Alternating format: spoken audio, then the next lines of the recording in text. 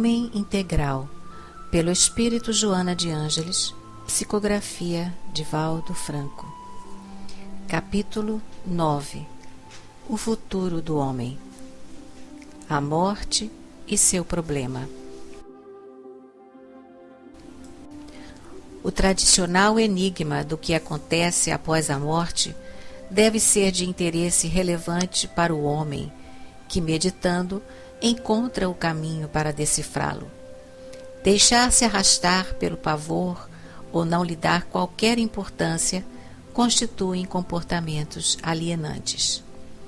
A curiosidade pelo desconhecido, a tendência de investigar os fenômenos novos, são atrações para a mente perquiridora que encontra recursos hábeis para os cometimentos.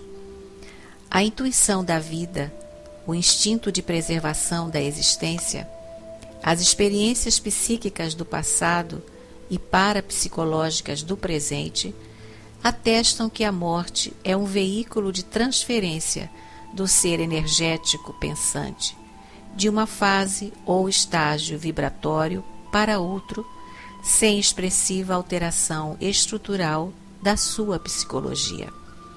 Assim, morre-se como se vive, com os mesmos conteúdos psicológicos que são os alicerces, inconsciência, do eu racional, consciência.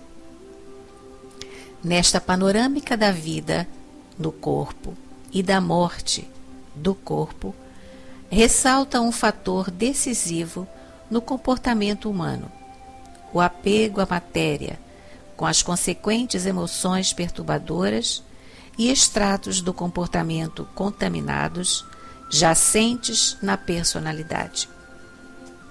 Sob um ponto de vista, a manifestação do instinto de conservação é valiosa, por limitar os três varios do homem, que diante de qualquer vicissitude apelaria para o suicídio, qual acontece com certos psicopatas.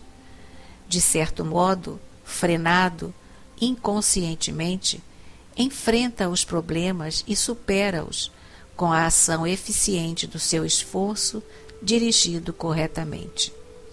Por outro lado, os esclarecimentos religiosos, embora a multiplicidade dos seus enfoques, demonstrando que a morte é período de transição entre duas fases da vida, contribuem para demitizar o pavor do aniquilamento.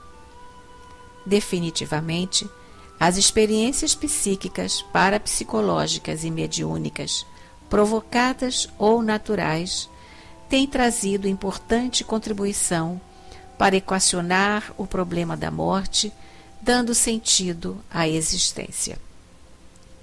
Conscientizando-se, o homem da continuidade do ser pensante após as transformações do corpo através da morte da forma, alteram-se-lhe totalmente os conceitos sobre a vida e a sua conduta no transcurso da experiência orgânica.